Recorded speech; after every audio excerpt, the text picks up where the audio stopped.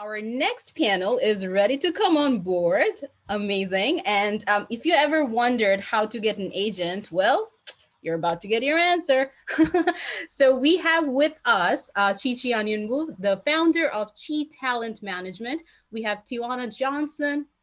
Sorry, I apologize. We have Tiana Jackson, the founder of Jackson Agency. We also have Suchir Batra with us, the SVP of Tulsi. So this is going to be an amazing panel. I'm totally looking forward to it. It's going to be moderated by our brilliant Kevin Fairchild.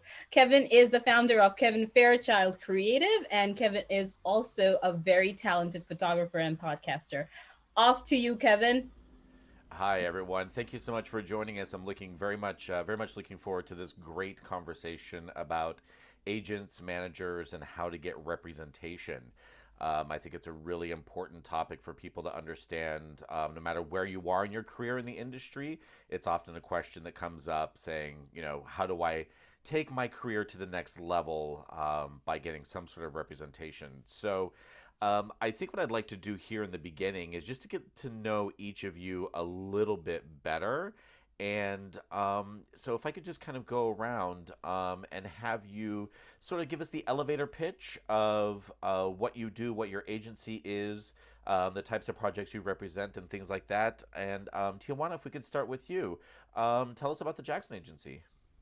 Hello, everyone. I'm Tiana Jackson, owner of the Jackson Agency. I started the Jackson Agency in 2014 after experiencing barriers to entry-level employment in the industry. And we currently represent about 200 actors, writers. We also have producers, as well as some below the line, such as costume and hair and makeup. And basically what we do is try to create opportunities for the underserved. That's pretty much our main focus and goal. Awesome. And now on your website, you talk about fighting against, and I'm going to quote it here because I think it's a really great quote. Elite classes systems that exist in entertainment by embracing our non-Hollywood approach and untraditional movement. Can you talk a little bit more about that and how your agency might differ from a lot of the other agencies that are out there? So for us, everything that I said is true. In my experience in this industry, there are certain barriers that are quite evident when you are a non-white person trying to navigate this industry. So when we talk about fighting the elitist classes system, we're dealing with recognizing that there is a system of injustice that exists with specific barriers that are there to prevent people of color from working in the entertainment industry. For instance, you may have gone to an agency seeking representation and they might have told you, oh, well, we already have 2 of those, right? So it's been this weird Noah's Ark approach to talent representation. I exist to combat that. We, since day one, have been a very diverse and inclusive agency, taking people of all different ethnicities and backgrounds and fighting for opportunities because they were qualified professional talent. So I don't subscribe to this theory of, oh, well, you shouldn't have something because the market doesn't demand it. If our job is to find the best talent out there possible, I don't understand why these other agencies deliberately close their doors to people of color. Yeah, that's incredibly true. And then also this notion of even if with a specific agency, even if race isn't, your only barrier, there's also your education, where you come from, your economic background. It's like barrier upon barrier upon barrier to be able to have to fight through, which is really frustrating. And you also, your agency just joined the Black Agents Network. Can you talk a little bit more about that? Yeah, so during, we'll just call it the COVID era, while pretty much America was on fire, I started reaching out to Black casting directors, Black agents, Black managers, pretty much trying to unify and unite everyone. Unfortunately, they didn't have the same vision as I did, so I was fortunate enough to start connecting with similar-minded Black agents. So the Black Agents Network consists of Black-owned agencies. Unlike other databases where they may have Black agents that are working inside of those oppressive systemic agencies, our agents own our own shops. We've been paving our own way. So we have a different, each one of us actually has a different area of specialty, which is also unique as well. But we also understand that we are stronger together than we are separately. That's brilliant. And speaking of COVID, I think this is a good spot to sort of transition over to Chi. You founded your agency during the COVID pandemic. Tell us a little bit about your agency and sort of what you're doing there. Yeah, so I have actually a talent management company, And unfortunately, me, along with a lot of people, had gotten laid off from our industry jobs. So I decided, I've been thinking about starting my own company for years, but it kind of took, it took me time to just, have that confidence and belief in myself that, I can do it. I may be young, I may be up and coming, but I really wanted to put myself out there and just kind of better myself. The same way that I try to empower my clients, I also had to learn to empower myself and know that I could do it. So I launched actually in May, and I represent actors, writers, a lot of multi-hyphenate actor, writer, creators. But for the most part, I focus on actors.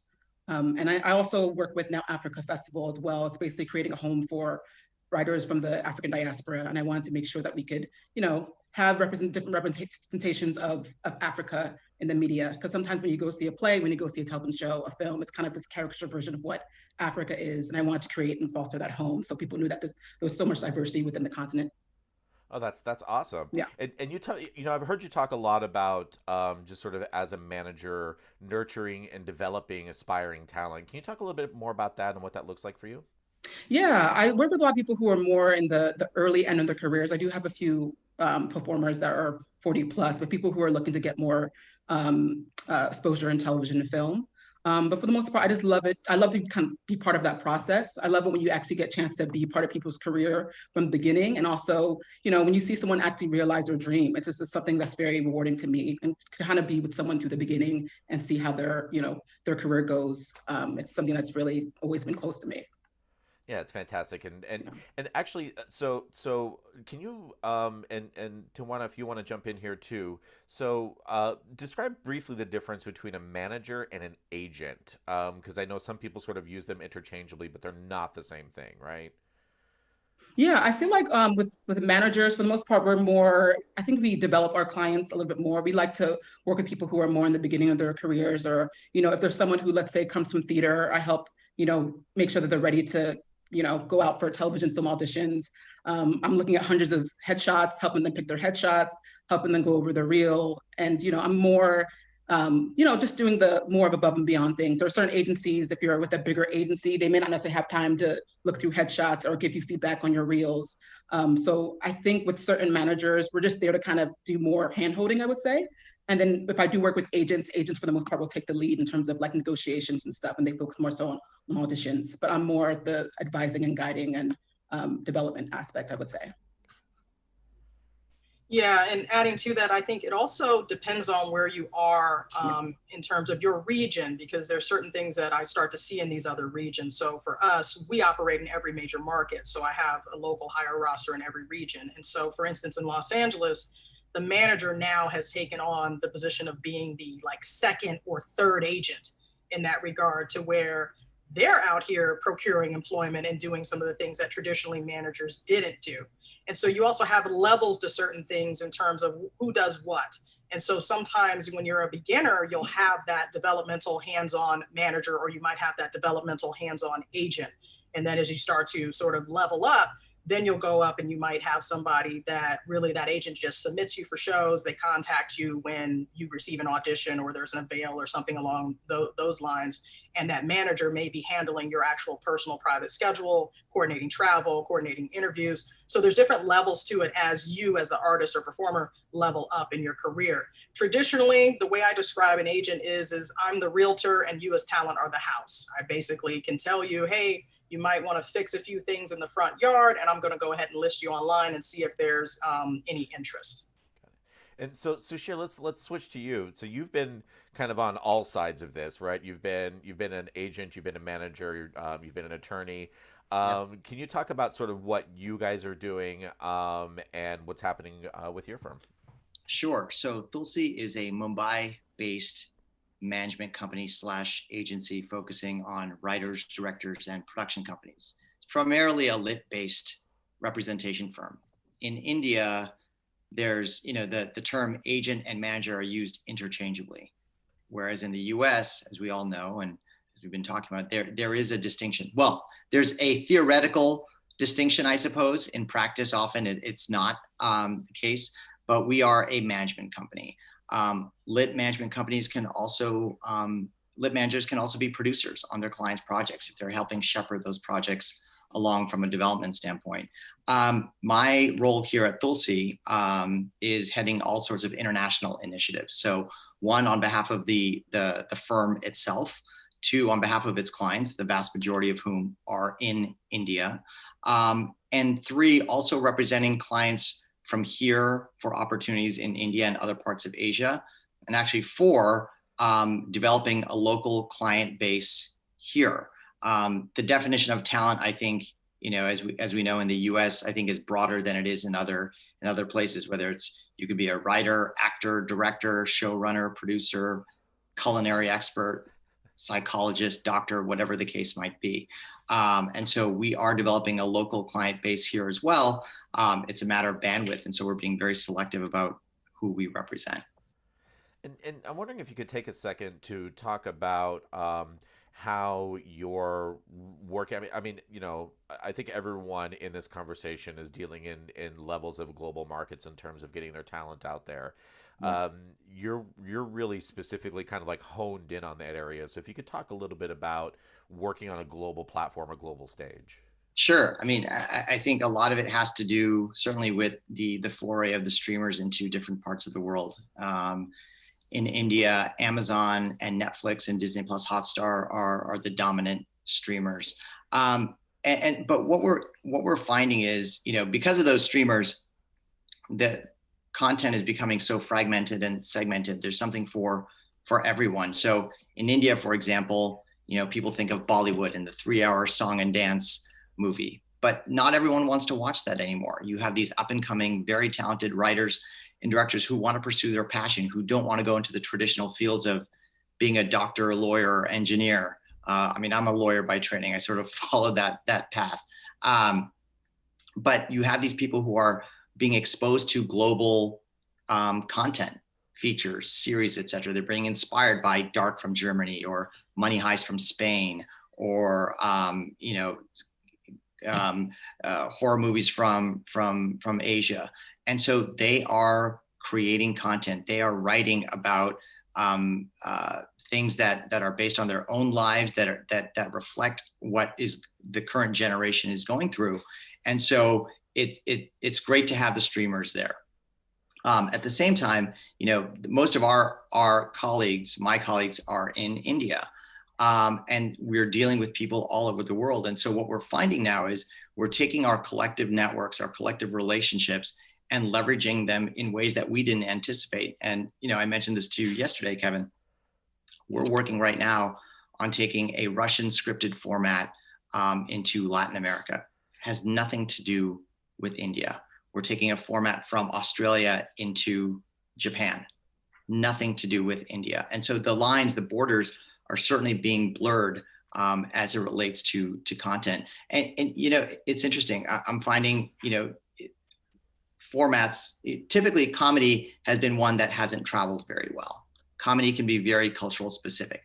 That's changing now. There's a format right now that's being adapted all over the world.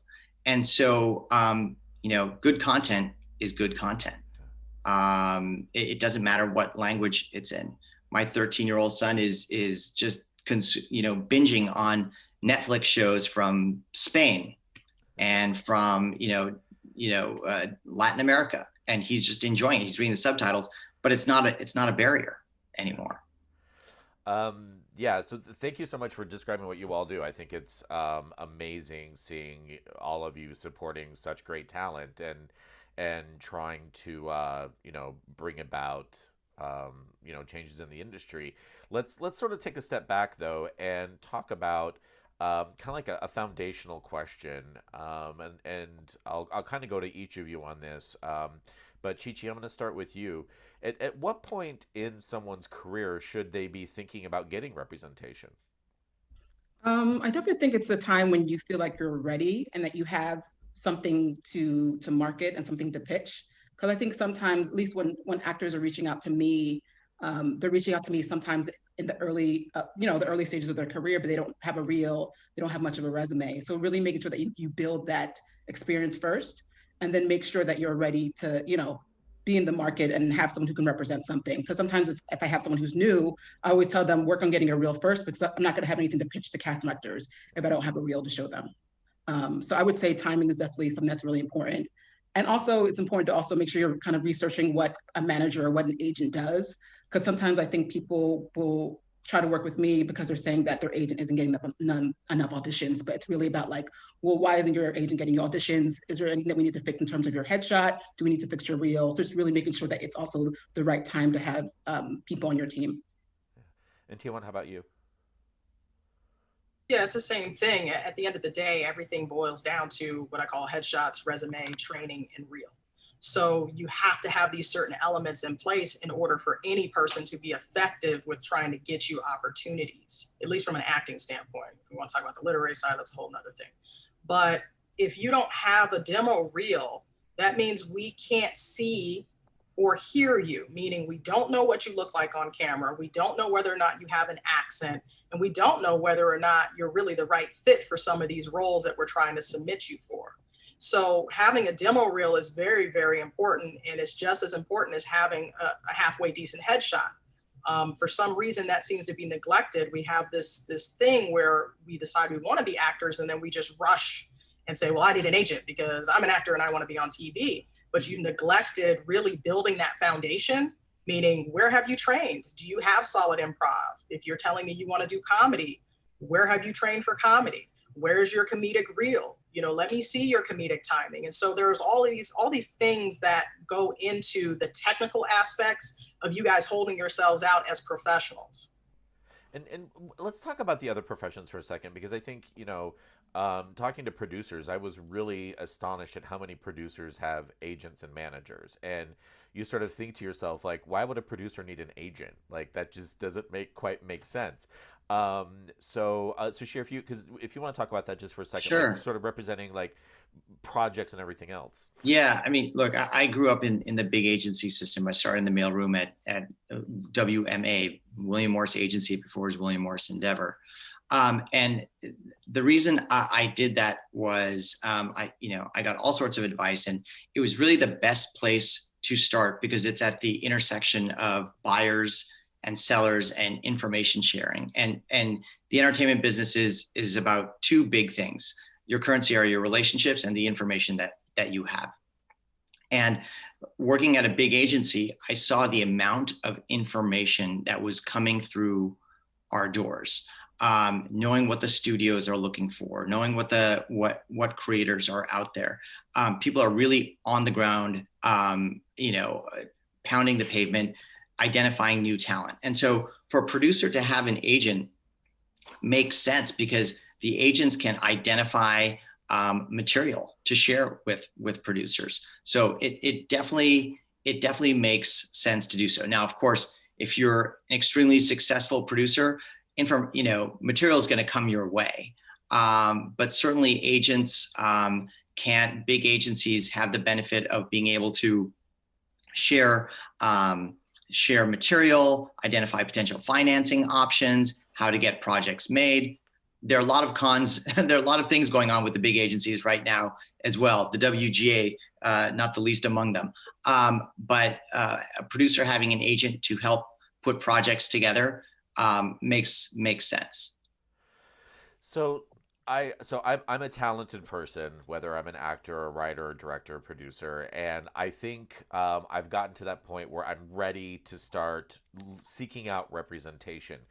What are some of the specific things that people should be thinking about when they're starting that process of looking for representation? And Tiana, if we could start with you. Yeah, I just wanted to piggyback also on the producers thing because I do represent totally. producers as well. Yeah. So for me as a producer's rep, I do a lot of different things. In some ways, I can be that assistant. I can be that eyes and ears. So I might have a producer's client that's like, hey, I'm thinking about taking this script to X studio. What have you heard about them? Or what do you think about this? And I say, okay, well, based on the last time I spoke with them, they really weren't looking for period pieces, but I've got X, Y, and Z over here. So we're really like another support system or tool to use to support their endeavors. And then I have another producer where she will bring things to me that outside people have asked her to attach to and say, hey, T, what do you think about this? Do you think there's a market for this? Is this viable? Basically, T, I need you to tell me whether or not I should attach my name to this project. So there's a lot of different things that we do that does not just exist at the bigger agencies. And I think that happens a lot where you discredit the boutiques. And so we have a lot of resources too that we can use to get things done as well. When it comes to representation, whether it's actor, writer, producer, costume designer, whatever, again, it comes down to that portfolio. What does that resume look like? What awards and accolades do you have? How coachable are you? Are you a diva? You know, do you respond to emails timely? Again, there's so many variables that go on with this business because it's so fast paced. We have a lot of moving parts. Even this morning at 7 a.m., I'm already putting out fires and it's Saturday. Yeah. By the way, definitely not discrediting the boutiques. A good agency is a good agency.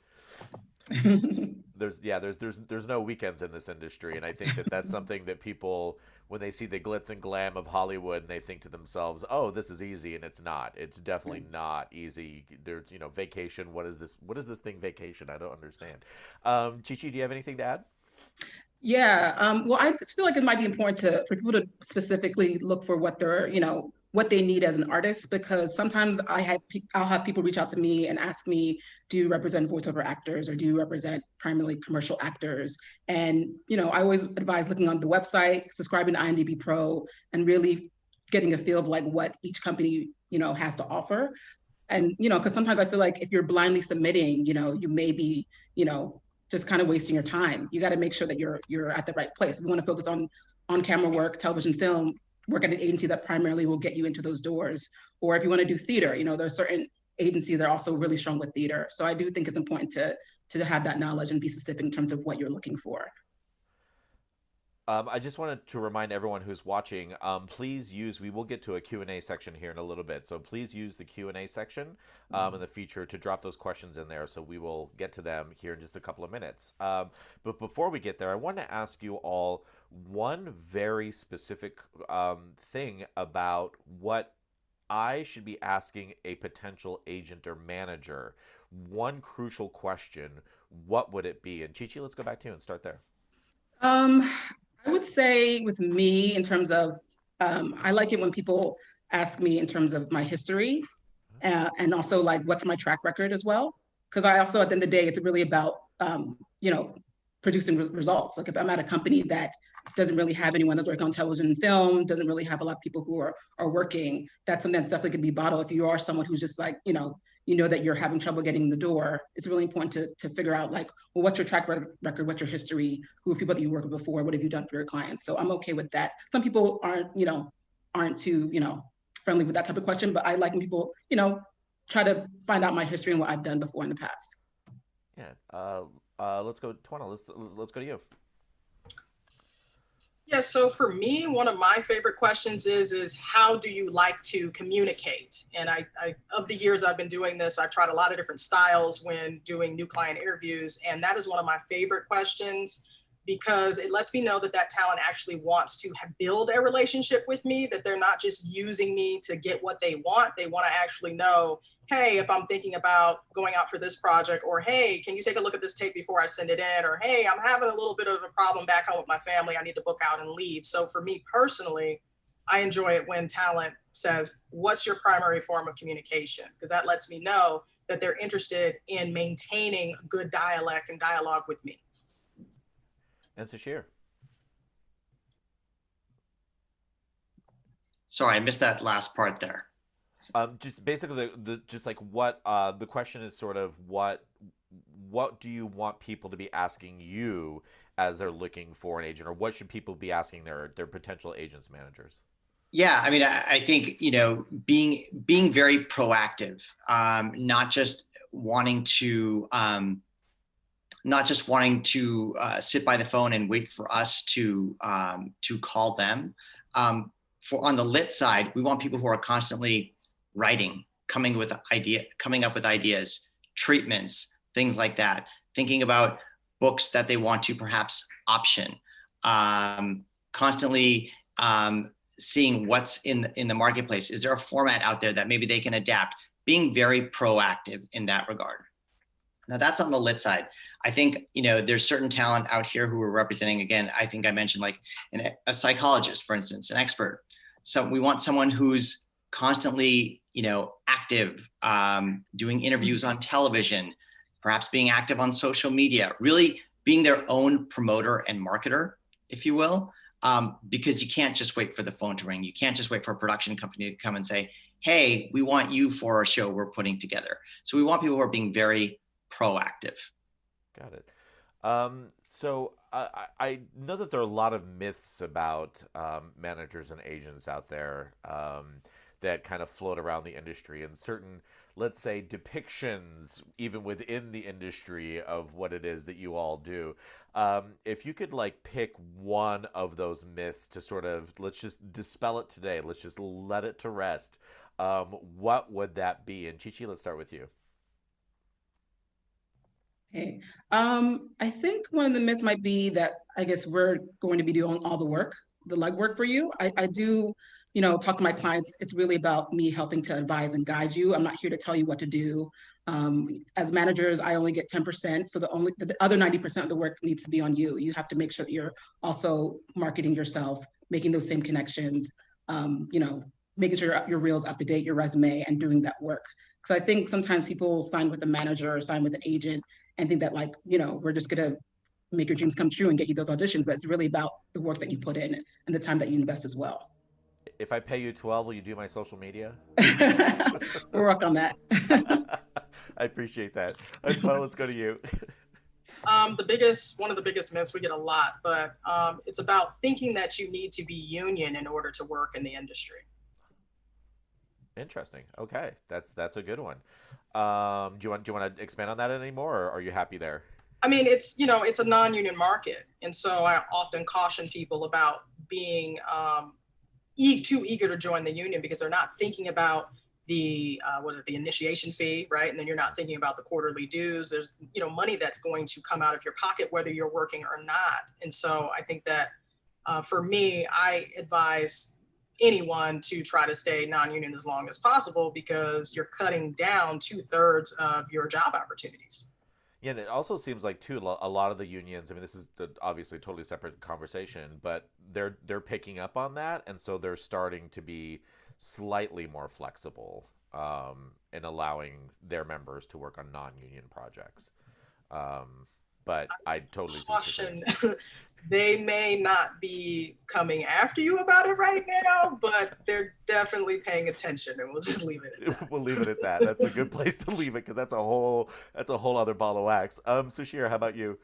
Yeah, I think it's the notion that once you have a representative, all of a sudden you're going to be getting all sorts of offers, and not thinking about your career in a long-term manner. I think that's, one of the things that we try to do is, while certainly it can be a very transactional business and you want your clients to get paid as soon as possible to do work right away, sometimes the better offer isn't the one that's paying more, right? It's about taking the opportunities that will hopefully be strategically advantageous to you in your career. And for folks out here too in the US who are starting to represent, again, it's, I look at being a manager as sort of like being the chief of staff of the team, trying to put the right elements around them, to put them in a position to succeed in the long run. And so I want clients who are going to be patient and in terms of moving their career along, but also very ambitious and willing to put in the daily work that's going to pay off in the long run. So I want to close out here before we get to the audience questions, and I want to talk for a second about representation and in every way that representation matters, both in terms of myself as an individual, making sure I have the right representation, but also just representation in media as a whole. Can each of you take just a minute or so and talk about how important it is for managers and agents to be conscious of that idea of representation in the current marketplace? And Sushir, since we're with you, let's start there. Yeah, I mean, representation isn't just about getting you ready for a film opportunity or a series opportunity. It's about because managers sort of, I think, help look at careers in a very holistic manner. Think about what's your social media like? what are you doing to hone your skills? So it's in this day and age, you have to be careful about what you're tweeting, what you're putting on Instagram. And so it can be a 24/7 job. You want to be in communication with your clients quite a bit. Sometimes talking them off the figurative ledge, if you will. For instance, I'll give you an example. There was one of our clients who's based out of India, on camera talent, who's been in some popular shows on some of the streamers. Recently got an opportunity to be on another big project, another big show for a major streamer that's being produced by a big international studio. And COVID hit and production stopped, and they're making some changes to the show, and they wanted to recast our client's role. And fortunately, they didn't want him to leave. They want him to take on another role. And, but he wasn't necessarily, understandably, happy about that. It was going to be less prominent. And we asked him to speak to the showrunner, get to know this new showrunner who's coming on board. And in India, like this is all new. Like, he's a prominent talent. You don't do these things. Like, you don't have to do these things. And just explaining why it was beneficial. And so we have to be very, very proactive with our clients. And likewise, we want clients who are very proactive with us. I don't know if that fully answered the question, but there you go. Tiana, let's go to you. How are you feeling about the idea of representation matters and all the ways that matters? Yeah, so for me, obviously, that's like the foundation of what we deal with every day. And so I just kind of was thinking about it mentally and just kind of painting the picture of like, representation matters because an Arab should not be told by their agent that they can only play a terrorist. A Black woman with an MFA from a major university should not be told by her agent that all she can play is baby mama. An Asian American should not be told, oh, all you can play is a nail tech, So for me, it's about championing the voices of my clients and saying, we're not going to continue to participate in these negative stereotypes. My clients are well-trained, they are professionals, and most importantly, they are talented. Why can't they go out for these character roles that are fully developed? So for us, like for me, when I say representation matters, it's specifically about making sure that you have an agent that is of color, that understands what has been happening in this industry, what subliminal programming is out there and why they're perpetuating these stereotypes, and then firmly standing and saying, I'm not having it. That's great. And Chi-Chi?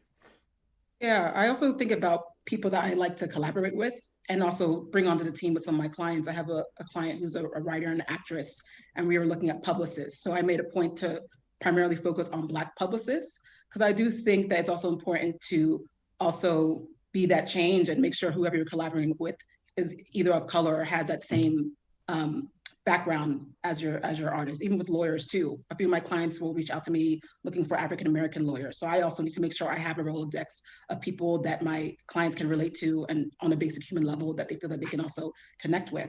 So that's something that's important to me. And then also in terms of even with auditions that I'm seeing out there, there's definitely been a bit of a move towards people of color, which is great. Most of my roster is people of color. So it's great that the industry is a lot more inclusive than I think it was 5-10 years ago. Yeah. So thank you so much, and that's awesome. And I love the idea of representation mattering on multiple levels. Mm-hmm. As someone who is a part of the queer community, I'm very sensitive to the idea of who's representing and how's representing in real lives that matter in terms of when they walk off screen, and bringing those life experiences with them. And so I think it's incredibly important. And thank you all very much for the work that you're doing in that area. So let's swap over to the questions from the audience here for a couple minutes. And let's start from the beginning. Someone has asked specifically, why would a writer need an agent? Tiana, why does a writer need an agent? What are you going to do for me? So when it comes to the literary space, and we'll say the film, TV, literary space, not to confuse the authors and novelists here, you're gonna want someone, well, first and foremost, the studios pretty much require it. Let's start there. A lot of you guys have sent your scripts, which would be technically unsolicited, and then they send you back an email saying, we only accept scripts from WJ franchise agencies or entertainment attorneys, managers, or producers that we've done business with. So they've kind of already set this mandate or requirement that you can't turn anything into us unless it's coming from a pre-approved messenger, let's put it that way. One of the reasons why you're going to want an agent is because the agent handles the negotiations. Money gets people heated. And I will say that again. Discussing the money gets people heated. And so as an artist, it is better for you to have your agent do all of that so that you don't sully your relationship with that producer or that studio. Let the agent be the bad guy. So that way you guys' creative connection remains intact. And I think that's the biggest issue, is that you guys get in there and you try to go negotiate, and sometimes you get a little too emotional and then you just completely screw up the deal. That's not a good thing. That's a very bad thing. And yeah, it really helps, I think, also to have like that outside perspective on something for someone that's very supportive of a project, but when you're trying to represent it yourself, you're too close to it, and sometimes you lose that objectivity that you kind of need when you're trying to sell something. So I definitely appreciate that. Let's kind of like piggybacking on that though. We've also been asked, a lot of you, when I looked at the website, said no unsolicited scripts, things like that. So how do you actually how do I get in front of you to actually be able to see myself? Chi, how do I get to you? I take referrals, but I also do take actually submissions via my website. So there are some people that do, some people that don't. I understand that. But I'm always reading scripts all the time. If I can't necessarily represent someone, I do consultations, so I'll give feedback. And then I also may recommend people that have submitted to me before in the past that are really good that I can't necessarily take on. But it's also, important to check out the website and make sure. Some people will say that they don't take unsolicited, submissions. Some people do. So just, make sure you check out the websites and do your research and ask around. I think that's important. I'm also big on social media. I go on social media a lot. So sometimes I'm also reaching out and scouting people on social media. So I also tell people to be careful what you put on there and make sure that you're representing yourself as, in the best way possible. Put monologues on there, put scenes, let me know what you're doing. So I also look there to find people. How much of your jobs is actually in scouting and actually looking for people that are out there? Is it like 90% incoming, 10% you're actually out there looking for it, or what's that ratio? Chi? Yeah, I think it just definitely depends. I think right now, because it's a little bit slower because of the pandemic, I have a lot more time to look out and find people. I think half of my clients were referrals, but I also try to be proactive. So it just really depends on the timing, if it's a slower period than others. Back when they had college showcases, now that I don't think they did showcases last year, but we also go to college showcases and look for up and coming talent there. And it just kind of depends on the season and depends on how busy it is, I would say. And Sushir, how about you? The vast majority of our literary clients are in India, and I would say they have become clients either through referrals and introductions based on relationships, or people who have submitted their work, and we go through a process of reviewing material and doing coverage and seeing what we think about the material and whether we believe that we can help the person or not, given what's going on in the marketplace.